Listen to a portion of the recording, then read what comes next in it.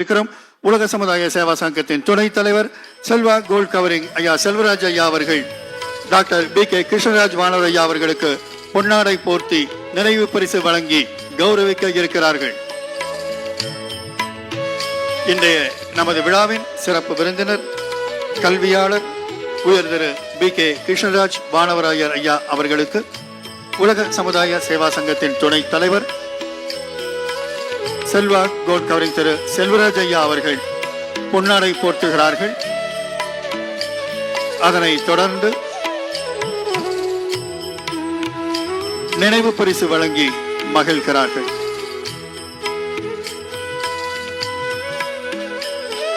ஐயா அவர்களுக்கு மனமார்ந்த நன்றிகளும் வாழ்த்துக்களும். வாழ்க வளமுடன், வாழ்க வளமுடன். இன்று ஆழியாறில் ஆடி தபசு, ஆழியாறில் ஆடி தபசு. சங்கரனார் சிவபெருமான் நாராயணனாகிய திருமாலும் ஒன்றாக காட்சி தந்தால் அது சங்கர நாராயணன் சங்கரன் கோவிலில் ஆடி தபசு. சமத்தூரின் பெரியாரும் சாமிநாதபுரம் பெரியாரும் ஒன்றாக காட்சி தந்தால் அது ஆழியாறில் ஆடி தபசு. சமத்தூரின் மலை மேகங்கள் சாமிநாதபுரத்தின் மீது வாழ்த்து மழையாய் பொழிய வருகிறது. அனைவர் சார்பாக ஐயா அவர்களை வணங்கி வாழ்த்தி வரவேற்கிறோம். அறம், அன்பு, அருள் தொண்டு மக்கள் வாழ்வில் அகலாக பரவி பயன் விளைய ஆன்மீக வாழ்வாழ் தொண்டாற்றி வரும் மதிப்பிற்குரிய டாக்டர் BK கிருஷ்ணராஜ் வானவராயர் ஐயா அவர்களை சிறப்புரை வழங்கிட அன்புடன் அழைக்கிறோம்.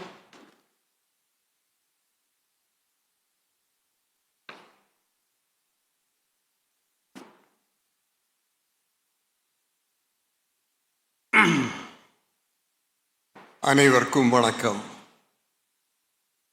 ரொம்ப நேரமாக உட்கார்ந்துருக்கிறீங்க. நான் முதல்ல இருந்த ஒரு உற்சாகம் இப்போ குறைஞ்சு கொஞ்சம் சோர்வு தெரியுது. நான் வந்து நின்றிருக்க வேண்டிய நேரம் 10:50, இப்போ மணி 11:40. அப்படின்னா 1 மணி நேரம் ஆல்மோஸ்ட் பிஹைண்ட் ஷெட்யூல். எனக்கு அப்புறம் எஸ்கேம் அவருடைய ஏற்புரை என்ன சொல்லுவாரோ தெரியாது. பெரிய திட்டம் வச்சிருக்கிறேன்னு மட்டும் சொன்னார். என்னன்னு கேட்டேன். சொல்லுவேன் கேளுங்கன்னாரு. சொல்லுங்க. எனக்கு ரொம்ப மகிழ்ச்சி. இப்போ இந்த ஏற்பாட்டை பார்க்குறேன். எவ்வளவு அழகாக செஞ்சுருக்கிறாங்க. கூட்டத்தை கூட்டிடலாம். கூட்டம் கூட்டுறது ஒன்றும் கஷ்டமல்ல. இந்த கட்டுப்பாட்டுக்கு எங்கே போகிறது? யாரும் யாருக்கும் ஒன்றும் சொல்ல வேண்டியதில்லை. எல்லாரும் பொறுப்புணர்ந்து பொறுமையாக அமர்ந்து பாடம் கேட்குற மாதிரி கேட்கின்ற ஒரு பயிற்சியை தந்திருக்கிற ஒரே அமைப்பு இந்த ஒன்று தான். எனக்கு ரொம்ப மகிழ்ச்சி. 20 ஆண்டுகளுக்கு பிறகு இந்த வளாகத்துக்குள் நான் வருகிறேன். கடைசியாக வந்தது மகரிஷி அவர்கள் மறைந்து அவருக்கு ஒரு மணிமண்டபம் கட்டிய பொழுது ராமகிருஷ்ண மிஷனுடைய தலைவர் சுவாமி கௌதமானந்தாவை அழைத்து கொண்டு நான் வந்தேன். அற்புதமான ஒரு நிகழ்ச்சி. அதற்கு பிறகு இப்போ தான் வர்றேன். அதுக்கு இடையில அதுக்கு முன்ன பல நிகழ்ச்சியில் கலந்து கொண்டிருக்கின்றேன். இந்த அறிவுத்திருக்கோயிலுக்கு அடிக்கல் நாட்டிய பொழுது அருட்செல்வரோடு நானும் வந்தேன். பிறகு முக்கியமான பல நிகழ்ச்சிகள், வேதாத்திரியத்தை மகரிஷி அவர்கள் வெளியிட்ட பொழுது அதே மேடையிலிருந்து பேசுகின்ற வாய்ப்பை பெற்றேன். பிறகு அமைதிக்கான ஒரு தீர்மானத்தை ஐநா சபைக்கு வழங்கிய பொழுது அப்பொழுதும் வந்து பேசினேன். இதற்கிடையில் எனக்கு நான் போப்பாண்டவர் அழைத்து வேட்டிக்கன் சென்று வந்த பொழுது எனக்கு ஒரு வரவேற்பு தந்து மகரிஷி அவர்களோடு இணைந்த அப்போ ஒரு சின்ன ஓட்டு கட்டடம். 20 வருஷத்தில் பார்க்குற ஒன்றுமே முன்ன மாதிரி இல்லை. எல்லாம் மாறிவிட்டது. ஆனால் இவர் உங்களுக்கான கொள்கையும் கோட்பாடு மட்டும் மாறல. அதுதானே முக்கியம். அந்த வகையில் எனக்கு இன்னைக்கு ரொம்ப மகிழ்ச்சி. நான் வர வேண்டும் என்று சொன்னார்கள். எனக்கு கொஞ்சம் தயக்கம். ஏன்னா எங்கே வேணாலும் போய் பேசிடலாம். ஆழியார் மேடையில் பேசுறது அவ்வளோ சுலபம் இல்லை. ஒன்று இருக்கு, ஒன்றை சொல்லி சிரிக்க வச்சா பத்தாது. கருத்தோடு பேசுவோம், நேரத்தோடு முடிக்கணும். இந்த ரெண்டும் வேணும். கொஞ்சம் அதெல்லாம் இன்னைக்கு மீறி போயிடுது. ஆர்வம் அதிகம், தப்பு இல்லை. ஆகவே கொஞ்சம் தயக்கத்தோடு தான் நான் வந்தேன். சரி, வந்தாச்சு. என்ன பேசுறது? இங்கே பாருங்க, மேடையிலையும் எல்லா அறிஞர்கள், இந்த அரங்கத்திலையும் எல்லா அறிஞர்கள். இது வரைக்கும் பேசுனது எல்லாம் கேட்டீங்க. நான் என்னென்ன பேச எண்ணி இருந்தேனோ ஒவ்வொன்றா பேசி கடைசியில் இப்போ பேசுறதுக்கு ஒன்றுமே உண்மையில் இல்லை. பேசாமல் போய் உட்கார்ந்துக்கலாம். ஏன்னா மணி வேற கொஞ்சம் அதிகமாகிடுது, 11:45. நான் சொன்னது போல் 1 மணி நேரம் பிஹைண்ட் ஷெட்யூல். ஸோ நேர கட்டுப்பாடு கருதி எஸ்கேம் அவர்கள் அனுமதித்தால் நான் எழுதிட்டு வந்ததை அவர்கிட்ட கொடுத்துட்டு போய் வைக்கலாமான்னு நினைக்கிறேன். நீங்கள் வேணால் உங்கள் மலரில் போட்டுக்குங்க, வேறு வழியே இல்லை. என்னங்க, அவங்க ஒன்றும் கேட்கல. எழுதிட்டு வந்ததெல்லாம் நான் பேசணும்னு நினைக்கிறீர்களா? இல்லை. அதாவது யாரை வேணாலும் நம்பலாம். இங்கே ஒருத்தர் இருக்கிறார், சின்னசாமின்னு பேர். அந்த ஒரு ஆளை மட்டும் நம்பவே கூடாது. எந்த விக்கெட்டையும் எடுப்பதற்கு ஒருவர் வேணுமானால் அது சின்னசாமி. அதே போல் நம்ம தம்பி நாகராஜன், இவங்கிட்டலாம் தப்பிச்சு வர முடியாத ஒரு சூழ்நிலை. ஆனால் என்னுடைய தனிப்பட்ட இழப்பு என்னோட போகணும், அது உங்களை பாதிக்கக்கூடாது. ஆகவே அந்த எண்ணத்தில் வந்திருக்கின்றேன். இது முப்பெரும் விழா, அது என்னன்னு எல்லாம் சொல்லியாச்சு. மகரிஷியுடைய 116வது ஜெயந்தி, 2வது. அந்த நாளை நாம் உலக அமைதி தினம் என்று கொண்டாடுகின்றோம். எல்லாவற்றுக்கும் மேலாக பொதுவாக ஒரு மிகப்பெரிய நிறுவனத்தை நிறுவிய நிறுவனர் மறைந்த பிறகு அந்த நிறுவனத்திற்கு ஒரு தொய்வு வரும். அது உலகத்தில் எங்கும் இருக்கும். ஆனால் மகரிஷி அவர்கள் மறைந்த பிறகு அதற்கு ஒரு வாரிசாக ஒருத்தர் வந்தார். எப்படி ராமகிருஷ்ணருக்கு ஒரு விவேகானந்தரோ,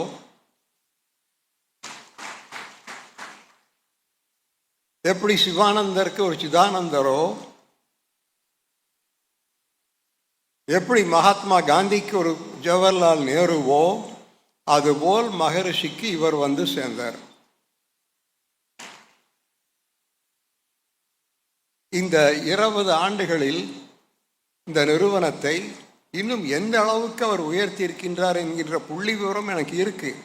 ஆனால் அதெல்லாம் சொல்ல வேண்டியதில்லை, உங்களுக்கெல்லாம் தெரியும். இனியும் செய்வதற்கு நிறையா இருக்குதுங்கிறாரு.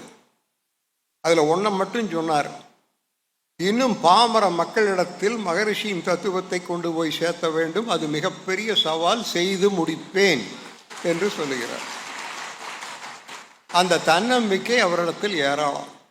இந்த விருதெல்லாம் எல்லாத்துக்கும் வந்துடாது. இப்போ நம்மளுக்கெல்லாம் ஆசையாக தான் இருக்குது. இவர் யூஆர்சிக்கு ஆசையாக இருக்கான், எனக்கு ஆசையாக இருக்குது, விநாயகத்துக்கு ஆசையாக இருக்குது, நம்ம அப்புக்குட்டிக்கு ரொம்ப ஆசை, யாருக்கு நம்ம கிருஷ்ணன் வந்திருக்கார் ரொம்ப ஆசை, எல்லாத்தையும் விட எனக்கு ரொம்ப ஆசை. ஆனால் அதுக்கு வேணும்னா நம்ம நம்முடைய தகுதிகளை பட்டியலிட்டு எழுதி தரணும்.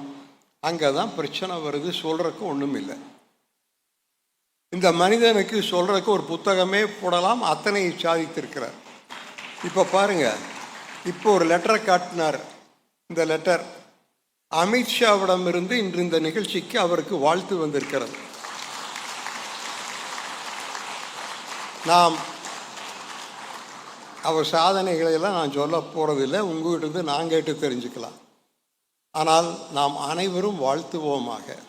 100ஐயும் கடந்து வாழ்ந்து குடும்பத்தாரோடு மகிழ்ச்சியாக நல்ல ஆரோக்கியத்தோடு வாழ்ந்து இன்னும் இந்த வேதாத்திரியத்தை அவர் விரும்பியது போல் ஒவ்வொரு இந்தியனுக்கும் கொண்டு போய் சேர்த்த வேண்டும் என்பதுதான் நம்முடைய விருப்பம்.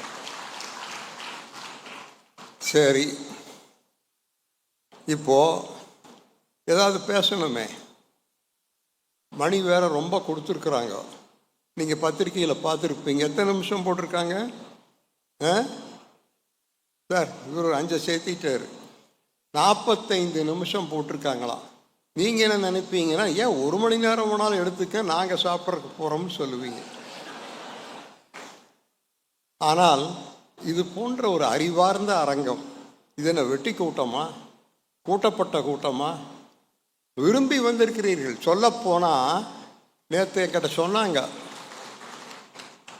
போக்கில் விட்டோம்னா லட்சக்கணக்கில் வருவார்கள், நாங்கள் அதை கொஞ்சம் கண்ட்ரோல் பண்ணி அளவாக ஒரு 8000 பேர் வந்திருக்கிறதாக சொன்னார்கள். விட்டிருந்தா 80,000 வந்திருக்கு.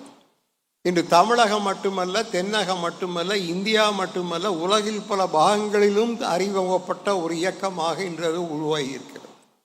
இதற்கெல்லாம் காரணம் அந்த ஒரு மனிதன் என்று கூறி நான் எதை பற்றி பேசலாம் என்று எண்ணினேன். எனக்கு ஒன்று தோணுச்சு.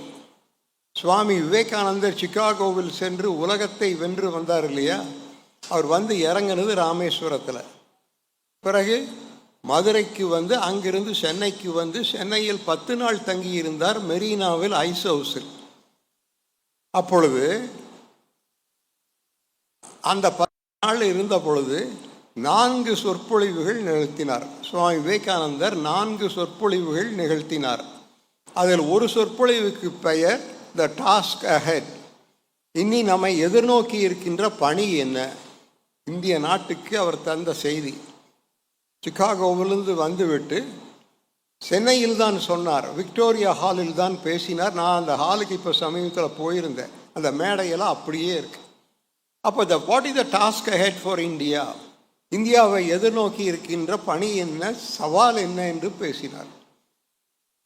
அதை பற்றி சொல்ல வேண்டுமானால் அவர் சொன்னதை நான் சொன்னால் நீங்கள் வியந்து போய் விடுவீர்கள். ராமேஸ்வரம் கோவிலில் பேசும் பொழுது சொல்லுகிறார் யார்? விவேகானந்தர். இன்று முதல் 50 ஆண்டுகள் மனதில் வைத்துக் கொள்ளுங்கள், இந்தியாவுக்கு சுதந்திரம் வருவது உறுதின்னு சொன்னார். அதே போல் 1947 சுதந்திரம் வந்தது. அப்பொழுது ராமேஸ்வரம் கோவிலில் பேசும் பொழுது சொல்லுகிறார், 21ஆம் நூற்றாண்டில் உலகை ஆளும் வல்லரசாக இந்தியா வருவது உறுதி என்று சொன்னார். இப்பொழுது அதை நோக்கி நாம் போய்கொண்டிருக்கின்றோம். இப்படி மகாத்மா காந்தியடிகள் தலைமையில் சத்தியம், தர்மம், அஹிம்சை என்று சொல்லி அதுவரைக்கும் 20ஆவது நூற்றாண்டில் நிகழ்த்தப்பட்ட 100 தலை சிறந்த பேச்சுக்களில் ஒன்று பண்டிட் ஜவஹர்லால் நேரு அவர்கள் பேசிய பேச்சு. அந்த பேச்சை நான் சொல்கிறேன், மன்னித்து கொள்ளுங்கள். ஜவஹர்லால் நேருக்கு தமிழ் தெரியாது இல்லையா? இங்கே ஒன்றும் ஆங்கிலம் பிரச்சனை இல்லையே. யாருக்காவது ஆங்கிலம் பிரச்சனையா? இருந்தாலும் சொல்ல மாட்டீங்க. தமிழ் யாருக்காவது பிரச்சனைனா பெருமையாக சொல்லுவீங்க. பண்டிட் ஜவஹர்லால் நேரு சொன்னதை நான் படிக்கின்றேன். இது ஆகஸ்ட் 14ஆம் தேதி அந்த நள்ளிரவில் பாராளுமன்றத்தில் இருந்தபடி பண்டிதர் பேசினார். அது அன்றைய அகில இந்திய வானொலியில் லைவாக டெலிகாஸ்ட் பண்ணப்பட்டது, ப்ராட்காஸ்ட் பண்ணப்பட்டது. என்ன சொல்றார்? Long years ago we made a tryst with destiny. Time has now come to redeem that pledge. At the stroke of the midnight hour, when the rest of the world was fast asleep, India wakes up into freedom and rededicates herself to the gigantic task of wiping off every tear from every eye of every Indian. இந்தியாவுக்கு முதல் ஒரு கனவை தந்தது பண்டிட் ஜவஹர்லால் நேரு. அதில் அவர் என்ன சொல்லுகின்றார் என்றால், இந்த நள்ளிரவில் உலகம் உறங்கிக் கொண்டிருக்கின்ற நேரத்தில் இந்தியா விழித்தெழுகிறது சுதந்திர காற்றில். கூடவே ஒரு உறுதி எடுக்கிறது, ஒவ்வொரு இந்தியன் கண்ணில் இருக்கின்ற கண்ணீரையும் துடைப்பது மட்டுமே நம்முடைய குறிக்கோளாக இருக்க வேண்டும் என்று சொன்னார். இது சொன்னது 1947. இன்று 26, 2026. இந்த 78 ஆண்டுகளில் இந்தியா சாதித்தது கொஞ்சம் நஞ்சம் அல்ல. இதை நான் ஏன் சொல்கிறேன்னா, இதுவரைக்கும் பேசியவர்கள் வேதாத்திரியத்தை அவர் கொடுத்த கோட்பாடுகளை பற்றி பேசினார்கள், அது போதும். மேலும் இதெல்லாம் உங்களுக்கு தெரிந்ததும் கூட. இப்போ அந்த தத்துவத்தை வைத்துக்கொண்டு இன்றைய பிரபஞ்சமும் உலகமும் இந்தியாவும் சந்தித்து கொண்டிருக்கின்ற சவால்களை எப்படி சந்திக்க போகிறது, அதுக்கு வேதாத்திரியம் எப்படி உதவும் என்பதை பார்க்கத்தான் நாம் கூடியிருக்கிறோம். மீண்டும் உங்கள் வகுப்பறையில் பேசுவது போல் நான் பேச விரும்பவில்லை. அது சொல்ல போனால் எனக்கு தெரியவும் செய்யாது. நான் ஒரு பாடமும் கேட்கல, ஒரு பயிற்சிக்கும் வரல, ஒன்றும் தெரியாது. ஆன வரைக்கும் சொன்னேன். இங்கே ஏகப்பட்ட வேதாத்திரியத்தில் கரைகண்ட பேராசிரியர்கள் இருக்கிறீர்கள்.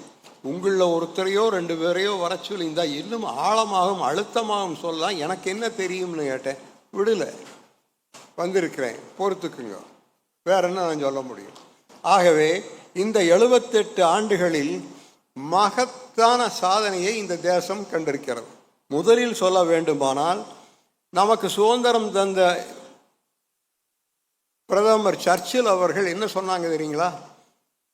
வேற்றுமைகள் நிறைந்த இந்த பாரத தேசம் அதிக நாட்களுக்கு ஒற்றுமையாக இருக்காது என்று சர்ச்சில் சொன்னார்.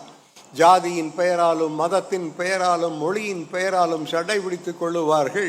மிக விரைவில் பெற்ற சுதந்திரத்தையும் ஜனநாயகத்தையும் இழந்துவிட்டு நம்மிடத்தில் வருவார்கள் என்று சொல்லித்தான் சாவியை கொடுத்துட்டு போனார். நடந்தது என்ன? அத்தனை வேற்றுமைகளுக்கிடையே ஒற்றுமையை கண்டு இன்று உலகம் பார்த்து பாராட்டும் அளவுக்கு ஒரு வல்லரசாக நாம் உயர்ந்து கொண்டிருக்கின்றோம். அதை நீங்கள் தெரிந்து கொள்ள வேண்டும்.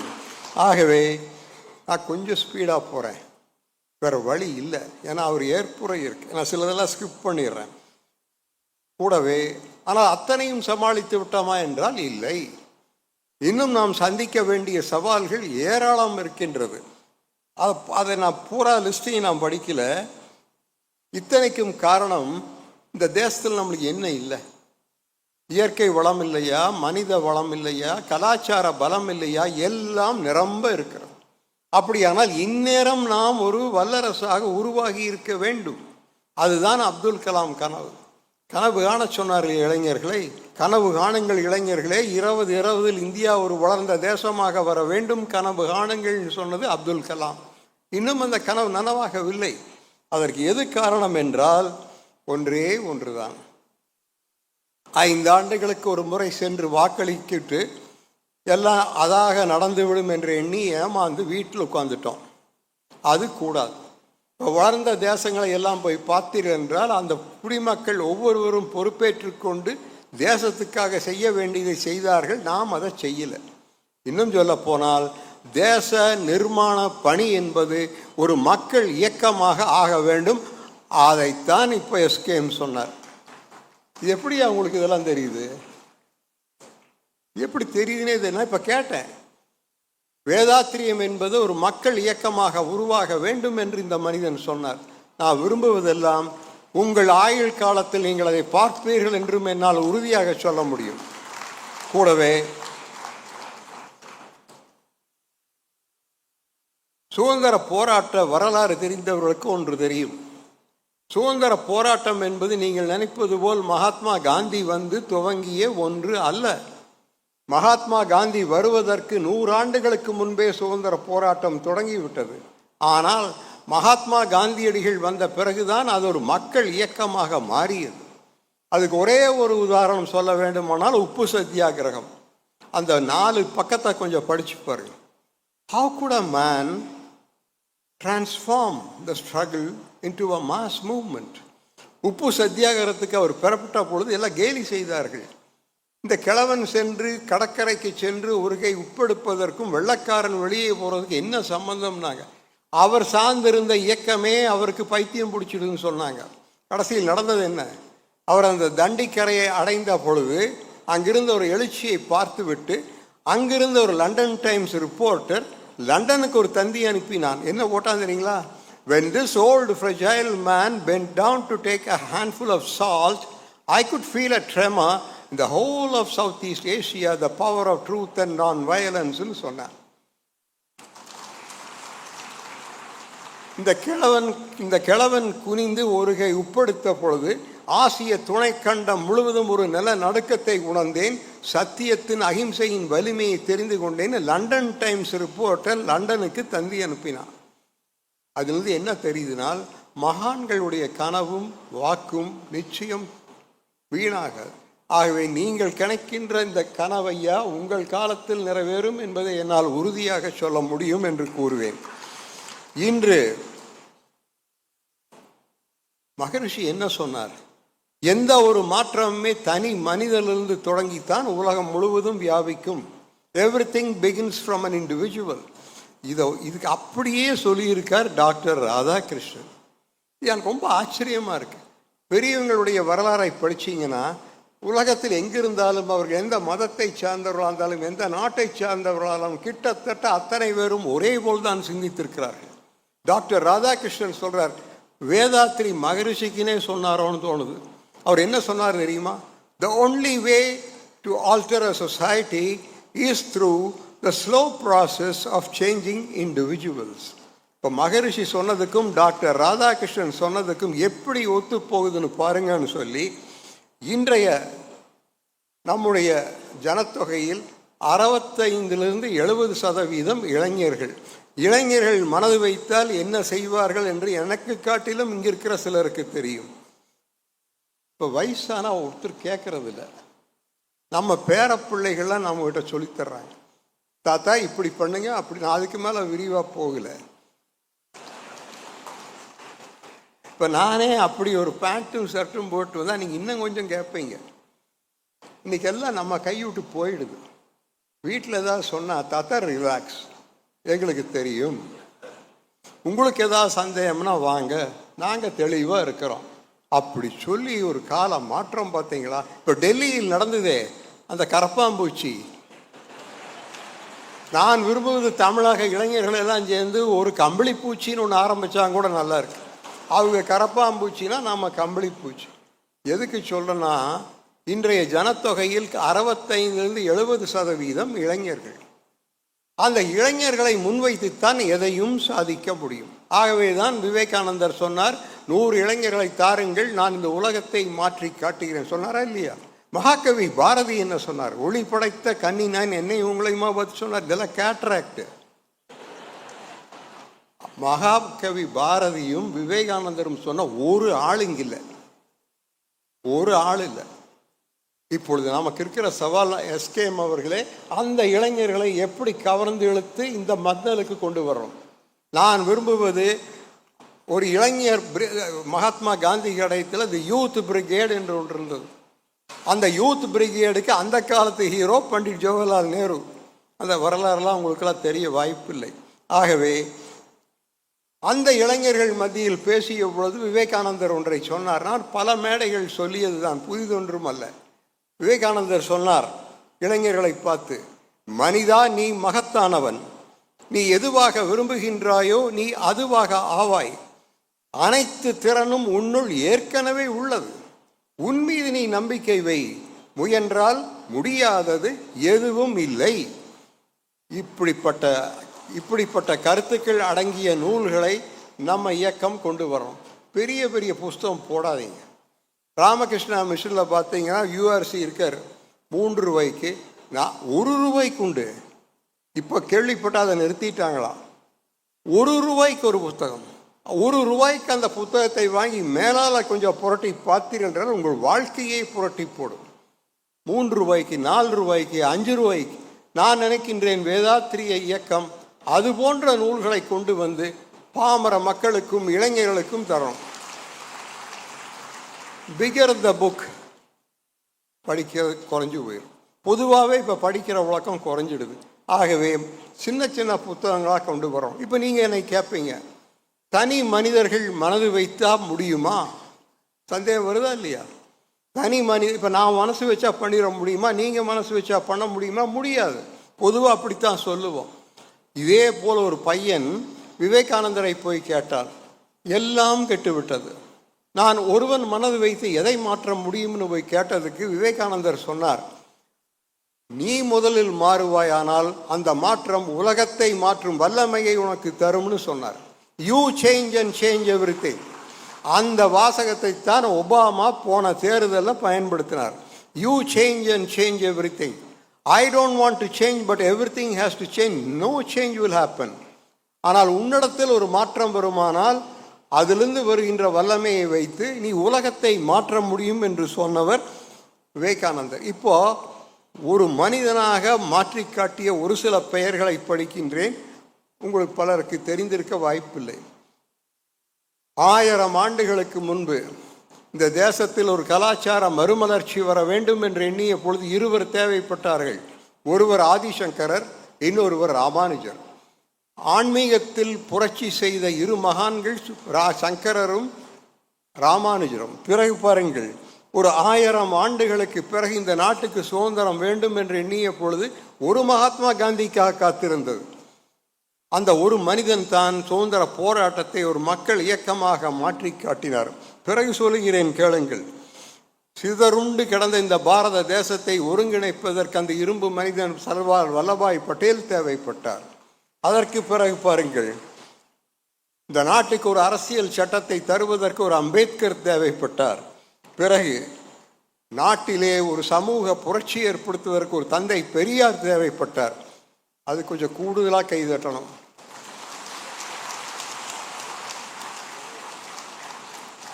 பிறகு இந்த நாட்டிலே ஒரு பசுமை புரட்சியை கொண்டு வருவதற்கு நம் கொங்கு நாட்டைச் சேர்ந்த ஒரு சி. சுப்பிரமணியம் தேவைப்பட்டார். பிறகு இந்த நாட்டிலே பால்வள உற்பத்தியில் ஒரு புரட்சி செய்வதற்கு ஒரு குரியன் தேவைப்பட்டார்.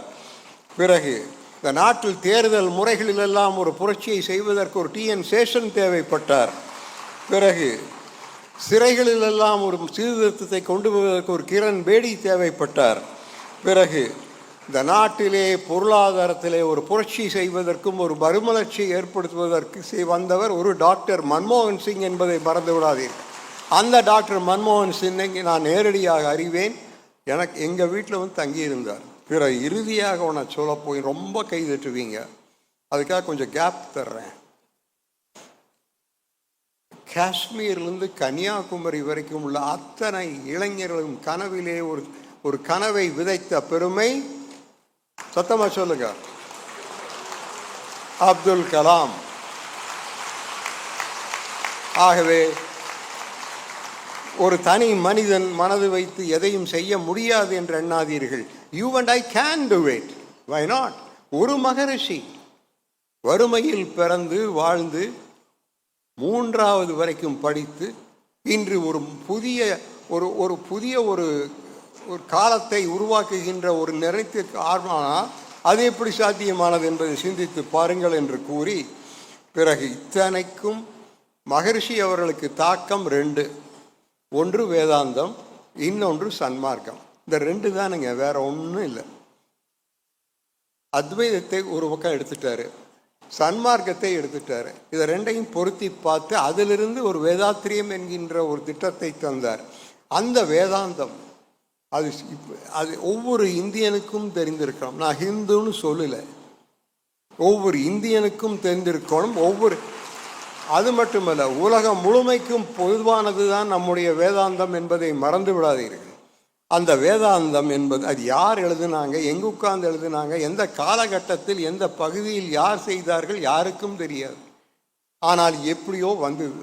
அது அன்று தொட்டு இன்று வரை வாழையடி வாழையாக ஒரு சங்கிலி தொடர்போல் ஒரு ஞான பரம்பரை அதை காத்து வந்து இந்த நிமிடம் வரைக்கும் நமக்கு தந்திருக்கிறது என்று கூறி, அதை பற்றி நாம் தெரிந்து கொள்ள மோஸ்ட் ப்ரோக்ரெசிவ், மிகவும் முற்போக்கான அறிவியல் பார்வை கொண்ட எந்த தர்க்கத்துக்கும் தாக்குப்பிடிக்கக்கூடிய ஒரு பாசிட்டிவ் டெக்ளரேஷன் தான் நம்முடைய வேதாந்தம். அதுக்கு நிகராக ஒன்றும் இல்லைங்க ஐயா. ஒரு மகரிஷி ஆனாலும் சரி, ஒரு விவேகானந்தர் ஆனாலும் சரி, யாரானாலும் சரி, எல்லாம் அங்கிருந்து இரவல் வாங்கினது தான். அதுக்கு முன்னும் இல்லை பின்னும் இல்லை, அது மாதிரி ஒன்று. இன்று உலகமே பார்த்து வியக்கிறது என்று கூறி இட்டர்னல் என்று சொல்கிறார்கள். வேதாந்தத்திற்கு முடிவே கிடையாது. எல்லா காலங்களையும் கடந்து நின்று மனித சமுதாயத்தை வழிகாட்டக்கூடிய ஆற்றல் படைத்தது நம்முடைய வேதாந்தம் என்று சொல்லி, அது ஒரு உலகளாவிய பார்வை. ஜாதி மத பேதங்கள் எதுவும் பக்கத்தில் வர முடியாது. ஒரு உலகளாவிய தத்துவத்தை தந்த பெருமை நம்முடைய வேதாந்தத்துக்கு உண்டு. அதிலிருந்து ஒரு லைனை சொல்கிறேன். மகரிஷி அவர்கள் பாட்டில் வருது. மகரிஷி அவர்கள் சொல்கிறார்கள், தெய்வீகமே மனிதனுடைய உண்மையான சொரூபம். நான் ஒரு முறை ரிஷிகேஷத்துக்கு சென்று சுவாமி சிதானந்தரை சந்தித்தேன். நானும் என் துணைவியாரும் தான் போயிருந்தோம்.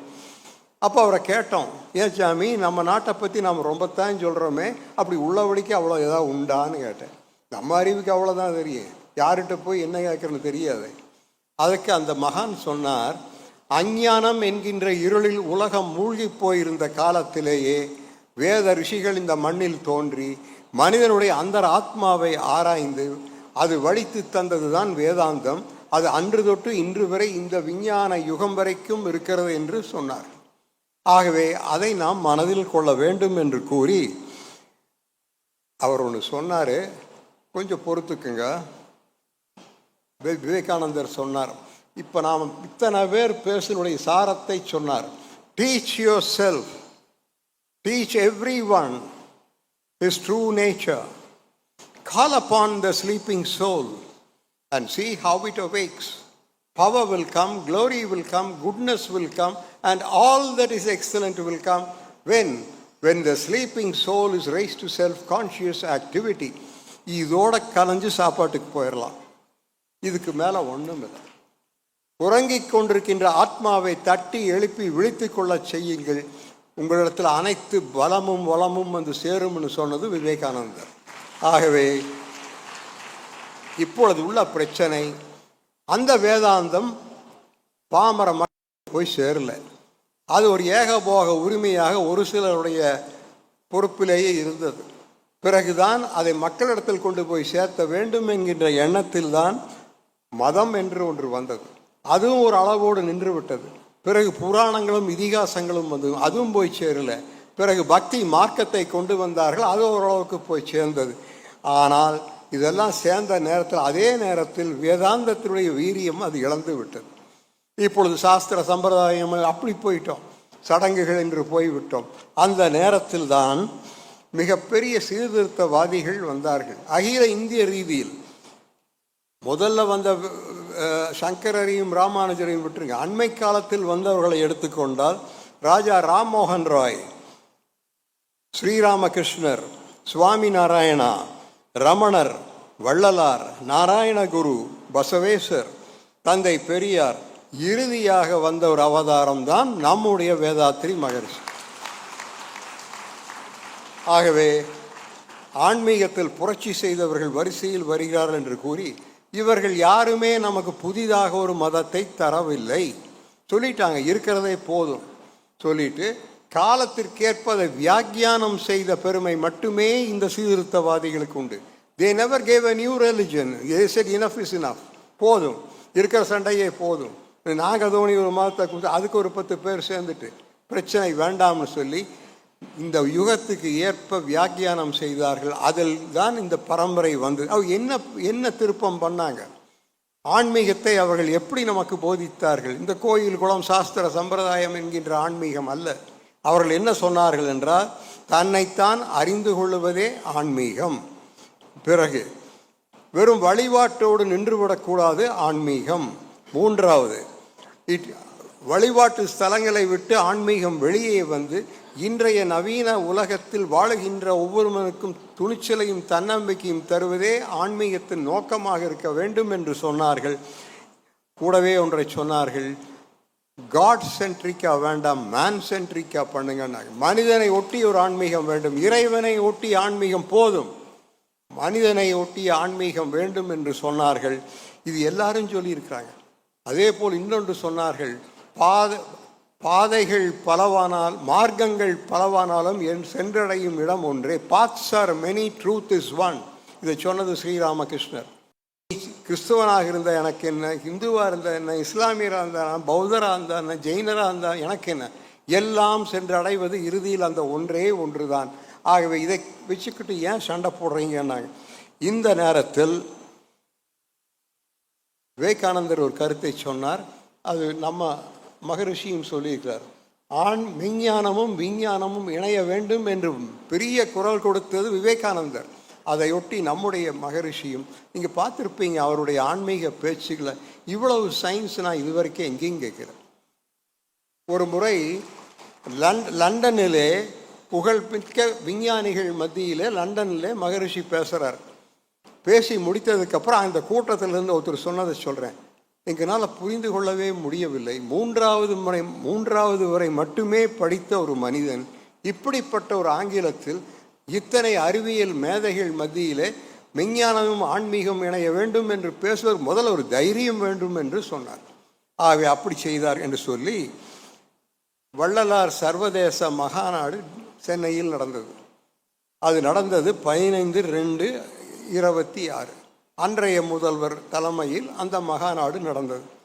அந்த மகாநாட்டில் நான் சொன்னதை படிக்கின்றேன். இப்போ பாருங்க, வள்ளல் பெருமான் சொன்னதும் வேதாத்திரி சொன்னதும் ஏதாவது வித்தியாசம் சொன்னாங்கல்ல, 10 ஆண்டுகள் நான் உங்கள் ஆன்மாவில் உறைவேன் என்று.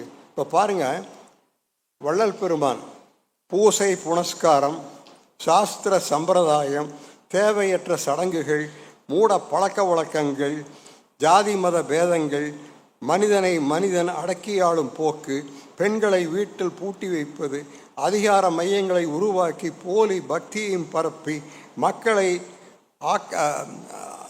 அச்சுறுத்தி அழைப்பது அனைத்தும் இனி மறைந்து போகும்னு சொன்னது வள்ளலார். இப்போ நான் வள்ளலார்னு சொல்லினா நீங்கள் வேதாத்திரின்னு சொல்லியிருப்பீங்க. இன்னொருக்கா படித்து தான் தீரணும்.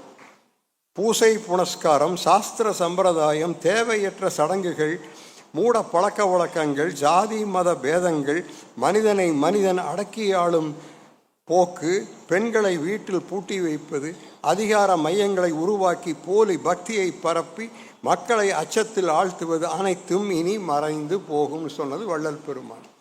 இப்போ இங்கே இருக்கின்ற வேதாத்திரி அறிஞர்களை கேட்கின்றேன், வார்த்தைக்கு வார்த்தை ஒரே போல் பேசிய பெருமை மகான்களுக்கு உண்டு சொல்லிட்டு அதே வள்ளலார் புதிய ஆன்மீகம் என்ன, what is the new religion, if you don't want the old religion fine, but what is the new religion, அதையும் சொல்றாரு கேளுங்க. முற்போக்கான ஒரு அறிவியல் பார்வை கொண்ட நவீன காலத்திற்கு ஏற்ப ஜாதி மத பேதங்களை கடந்து ஜோதி வடிவத்தில் இறைவனை தரிசித்து வேற்றுமைகளுக்கிடையே ஒற்றுமையை கண்டு அனைத்து ஜீவராசியிடத்திலும் அன்பு செலுத்தி அகத்திலும் புறத்திலும் அமைதியை உணர்ந்து இறுதியில் உலக சமாதானத்தை நிலைநாட்டுவதே என்னுடைய ஆன்மீகம் சொல்லி ஆன்மநேய ஒருமைப்பாடே என்னுடைய ஆன்மீகம். மணி, you have read a little bit of Vedatriya. Can you find any difference? ஏதாவது வித்தியாசம் இருக்கா? இங்கே பெரிய அறிஞர்கள் இருப்பீர்கள், கிட்டத்தட்ட அந்த மொழியும் அப்படியே இருக்குது. முற்போக்கான ஒரு அறிவியல் பார்வை கொண்ட நவீன காலத்திற்கு ஏற்ப ஜாதி மத பேதங்களை கடந்து ஜோதி வடிவத்தில் இறைவனை தரிசித்து வேற்றுமைகளுக்கிடையே ஒற்றுமையை கண்டு அனைத்து ஜீவராசியிடத்திலும் அன்பு செலுத்தி அகத்திலும் புறத்திலும் அமைதியை உணர்ந்து இறுதியில் உலக சமாதானத்தை நிலைநாட்டுவதே என்னுடைய ஆன்மீகம் சொல்லிட்டு ஆன்மநேய ஒருமைப்பாடே இனி உலக மதம். 10 வருஷம் ஒரு ஆன்மாவில் உறைஞ்சா அப்போ அப்படித்தானே இருக்கு. இங்கே வச்சிருக்கிறாங்க இல்லைங்க, வள்ளலாருக்கு செலவு வச்சிருக்கல இருக்கா? ஆகவே எல்லா மகான்களும் எல்லா காலங்களும் ஒன்றையே அருட்பெரும் ஜோதி தனிப்பெரும் கருணை, இதுக்குள்ள எல்லாம் அடக்கம். அனைத்து வேதங்களையும் உள்ளடக்கிய ஒன்று உண்டு என்றால் அருட்பெரும் ஜோதி தனிப்பெரும் கருணை. முடிஞ்சது. உள்ளொளி உதித்து விட்டால் கருணை தானாக வரும் என்று சொல்லி, ஆகவே தான் சன்மார்க்கத்தில் ஊறிப்போன அருட்செல்வர் அவர்கள் என்னையும் கூட்டிட்டு மகரிஷியை சென்னையில் போய் பார்த்தோம். அவர் அந்த எந்த ஊருங்க? இல்லை கூடுவாஞ்சேரியில் இருந்த மகரிஷியை பார்ப்பதற்கு அப்போ எனக்கு ஒரு 35 வயசு இருக்கு. என்னை அழைச்சிட்டு 2 பேருமா போனோம். போயிட்டு காரில் திரும்பி வரையில் சொல்கிறாரு, ஆச்சரியமாக இருக்கு, வள்ளல் பெருமான் சொன்னதை அப்படியே இவரும் சொல்கிறார்.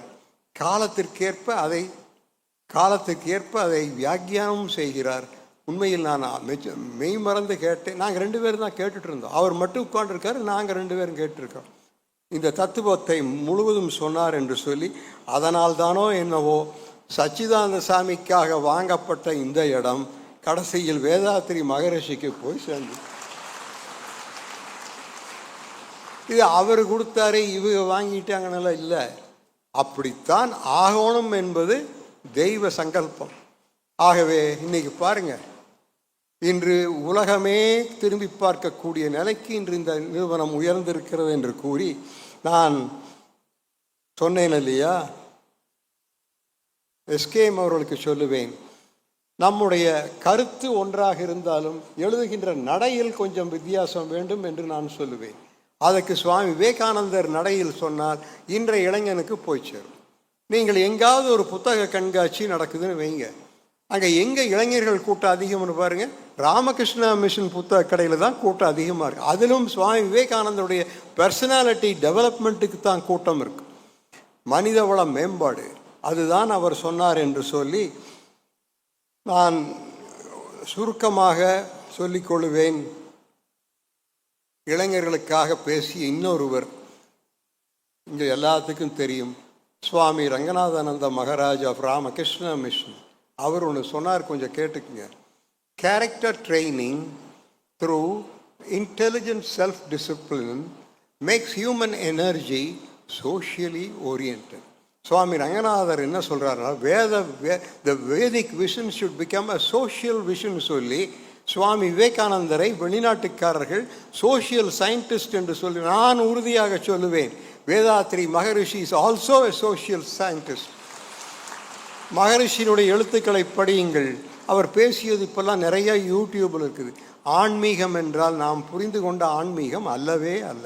ஒரு வித்தியாசமான ஒரு நவீன பார்வை கொண்ட ஒரு புரட்சிகரமான ஆன்மீகத்தை தான் அவர் சொன்னார் என்பதை நீங்கள் தெரிந்து கொள்ள வேண்டும் என்று கூறி, இதை ஒட்டி நம்ம பொள்ளாச்சியில் அருட்செல்வருடைய என்ஜிஎம் கல்லூரியில் இதிலிருந்து உங்கள் மகரிஷியுடைய கருத்துக்களையும் எடுத்துக்கொண்டோம், விவேகானந்தருடைய கருத்துக்களை எடுத்துக்கொண்டோம், இன்னும் பலர் சொன்ன கருத்துக்களை எடுத்துக்கொண்டு நாங்கள் அங்கே ஒரு பாடத்திட்டத்தை டிபார்ட்மெண்ட் ஆஃப் ஹியூமன் எக்ஸலன்ஸ் என்று ஆரம்பித்திருக்கின்றோம். ஒன்று எஸ்கேஎம்க்கு ஞாபகம் இருக்குமோ என்னவோ, இந்த ஹியூமன் எக்ஸலன்ஸுங்கிற பாடத்திட்டம் நீங்கள் அறிமுகப்படுத்திய பொழுது நான் குன்னூரில் இருந்தேன். நீங்கள் எனக்கு ஃபோன் பண்ணீங்க. பாரதியார் யூனிவர்சிட்டி வைஸ் சான்சலர் எனக்கு ஃபோன் பண்ணார். எஸ்கேஎம்னு சொல்லிட்டு ஒருத்தர் வந்திருக்காரு, ஹியூமன் எக்ஸலன்ஸுங்கிற ஒரு பாடத்திட்டத்தை கொண்டு வந்திருக்கிறாரு, அதை நாம் ஏற்றுக்கொண்டு போர்ட் ஆஃப் ஸ்டடீஸில் வச்சு அப்ரூவ் பண்ணலாமான்னு கேட்டார். அப்போ நான் சொன்னேன், அது கொடுத்ததே நாங்கள்லாம் கலந்து, நான் சின்னசாமி கூட வந்தார், நான் கொண்டு போய் மகரிஷி இடத்தில் கொடுத்தேன். சாய்ந்து அமர்ந்திருந்த மகரிஷி நிமிர்ந்து வந்து என் தலை மீது கை வைத்து, இதுதான் இனி உலகத்துக்கு தேவை என்று சொன்னார். அதுதான் இன்று எத்தனை பல்கலைக்கழகங்கள்? 30 பல்கலைக்கழகம், 30 பல்கலைக்கழகங்கள் பாடத்திட்டமாக இருக்கிறது என்று இதெல்லாம் விளையாட்டில் நடந்துடாது. நானும் எஸ்கேஎம்மோ மனசு வச்செல்லாம் முடியாது. இன்னைக்கு 2 பேர்த்துக்கு ஒரே வயசு, நிற்க முடியல, நடக்க முடியல, கொடியேற்ற சொல்கிறாங்க, கொடியை நிமிர்ந்து பார்க்க முடியல, கொடி அது அவ்வளோ பெரிய கம்பம், நிமிர்ந்து பார்த்தா விழுந்துருவோம். ஆனால் இங்கே வந்து நின்று இந்த கூட்டத்தை பார்த்த பிறகு மகரிஷி எங்களுக்கு என்னமோ ஒரு ஆற்றலை தருகிறார். ஆகவே நீங்கள் எங்களை எல்லாம் அவ்வளோ சீக்கிரத்தில் ஒதுக்கிட முடியாது. நாங்கள் 100ஐயும் கடந்து போம். எனக்கு என் வீட்டில் ஏற்பட்ட ஒரு மிகப்பெரிய இழப்பு என்னை எல்லாம் ஒன்றும் பண்ணிரும் என்று யாராவது நினைத்தீர்கள் என்றால் ஏமாந்து போவீர்கள். இன்று ஆடிப்பூரம். என் மனைவி ஆண்டுதோறும் மிக விமர்சனமாக செய்கின்ற பூஜை இப்பொழுது இந்த நிமிடம் வீட்டில் நடந்து கொண்டிருக்கிறது. ஆனால் நான் இங்கே இருக்கிறேன். காரணம் என்ன? இதுதான் இனி தேவை. எங்களுக்கு தெரிந்ததை உங்களோடு பகிர்ந்து கொள்வதை தவிர எங்களுக்கு வேறு என்ன வேலை? ஆகவே இதோடு நான் முடித்து கொள்கின்றேன். டாஸ்க் ஹெட் என்ற தலைப்பில் சொன்னேன். பிரபஞ்சத்தையும் பாரதத்தையும் உலகத்தையும் எதிர்நோக்கி இருக்கின்ற சவால்கள் என்ன, அதை எப்படி சமாளிப்பது, அதற்கு ஆன்மீகம் கல்வியும் உதவ வேண்டும். அது வேதாத்ரி மகரிஷி அவர்கள் வியாக்கியானம் செய்ய மாடலில் வருமே, ஆனால் இந்த பிரச்சனையெல்லாம் சமாளிக்க முடியும் என்று கூறிக்கொண்டு நான் ஒன்று சொல்லுவேன், நீங்கள் கூட சொல்லணும். சொல்கிறீங்களா? சத்தமாக சொல்லணும். பசிக்குதா? கொஞ்சம் பொறுத்துக்கு. வாழ்க பாரதம், வாழ்க பாரதம், வெல்க வேதாத்ரியம், வெல்க வேதாத்ரியம், வந்தே மாதரம், வந்தே மாதரம். இதுதான் ஐயா மகரிஷி விரும்பினார். மகரிஷியை பற்றியெல்லாம் பேசக்கூடாது. அவங்கெல்லாம் இந்த தனி மனித துதி பாடுறதை விரும்ப மாட்டார்கள். இந்த வளாகத்திலே அது கிடையாது. இன்று மகரிஷி மறைந்தும் இவ்வளவு செழிப்பாகவும் அந்த அவ்வளவு பொலிவோடு இருக்கிறது என்றால் இங்கே தனி மனித வழிபாடு கிடையாது. There is no heroism. Ramakrishna மிஷனுக்கு போனீங்கன்னா ஸ்ரீராமகிருஷ்ணர் படம் இருக்கும், சுவாமி விவேகானந்தர் படம் இருக்கும், அன்னையார் சாரதா தேவி படம் இருக்கும். 4வது படம் கிடையாது, இருக்க முடியாது. அதற்கு பிறகு வந்த தப யோகிகள் எல்லாரும் இருக்கிறடம் தெரியாமல் காணாமல் போய் நீங்கள் வேலூர் மடத்துக்கு போனீங்கன்னா அவளெல்லாம் புதைச்சி மேலே புல்லு வந்தாச்சு. ஆகவே ஹீரோ வர்ஷிப் கூடாது. ஒரே ஒரு மகரிஷி தான் உண்டு, அது அதோடு சரி. அவர் புகழ் பாடிக்கொண்டே இருப்போம் என்று கூறி விடைபெறுகின்றேன். அனைவருக்கும் வணக்கம். நன்றி. ஆத்மார்த்தமான அறிவுபூர்வமான ஒரு உரையை தொடர்ந்து ஐயா அவர்கள் கொஞ்சம் இருங்க. இப்போ இருக்கிறோம். எங்கள் டிபார்ட்மெண்ட் ஆஃப் ஹியூமன் எக்ஸலன்ஸில் ஒரு 3 நிமிஷத்துக்கு ஒரு உறுதி எழுதிட்டு வந்திருக்கிறேன். அதை நான் படிக்கிறத விட அந்த துறை பொறுப்பாளராக இருக்கிற எங்கள் பேராசிரியர் விநாயகம் ஐயா, விநாயகம் உங்கள் ஸ்டூடெண்ட்டு, இங்கே படித்து வந்தவர், இங்கே கூட இருந்தாலும் அவர் பயிற்சி எடுத்தது பாடம் படித்தது எல்லாம் இங்கே என்று கூறி அவரை படிக்க சொல்கிறேன்.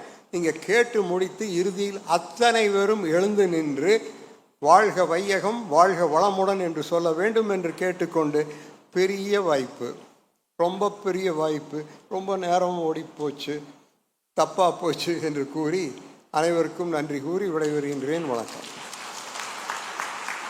அவர் எங்கே அப்படியா?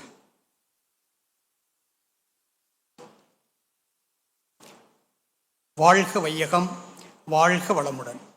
அருள் தந்தை தத்துவஞானி வேதாத்திரி மகரிஷியின் 116வது ஜெயந்தி விழா உறுதிமொழி அனைவரும் ஏற்றுக்கொள்வோம். பாமரரும் போற்றும் ஒரு தத்துவஞானி, விஞ்ஞானத்தையும் மெய்ஞானத்தையும் இணைக்கும் ஒரு பாலம், உடல் மனம் உயிர் வளர்க்கும் பயிற்சிகள், வாழ்வியல் விழுமியங்கள், தனிமனித அமைதியின் மூலம் உலக அமைதி, உலக அமைதிக்கான பிரகடனம், 14 அம்ச கோட்பாடுகள். இத்தகைய பல்வேறு பரிணாமங்களால் தனக்காக வாழாமல் ஊருக்காகவும் இவ்வுலகுக்காகவும் வாழ்ந்த அருள் தந்தை தத்துவஞானி வேதாத்திரி மகரிஷி அவர்களின் 116வது ஜெயந்தி விழாவில் அவர் பாதம் பணிந்து வணங்குகிறோம். மேலும் அவர் கண்ட கனவை நனவாக்கும் திட்டத்தை நிறைவேற்ற நாம் அனைவரும் இணைந்து உறுதிமொழி ஏற்போம். போரில்லா நல்லுலகம், பொருள்துறையில் சமநீதி, நேர்மையான நீதிமுறை, சீர் செய்த பண்பாடு, சிறப்புணர்ந்த பெண்மதிப்பு மற்றும் நில உலகுக்கோர் ஆட்சி என்கிற வேதாத்திரியத்தின் லட்சிய பாதையை நாம் அனைவரும் பின்பற்ற உறுதியேற்கிறோம். உடல்நலத்தை சீரமைத்து, மனவளத்தை பெருக்கி, எண்ணத்தை ஆராய்ந்து, ஆசைகளை சீரமைத்து, சினத்தை வென்று, கவலைகளை போக்கி, ஒழுக்கம், கடமை, ஈகை கொண்ட குணத்தால் ஒரு குற்றமற்ற சமுதாயத்தை உருவாக்க நாம் அனைவரும் உறுதியேற்கிறோம். நாம் நமது வாழ்நாளில் யாருடைய உடலுக்கும் மனதிற்கும் துன்பம் தர மாட்டோம்.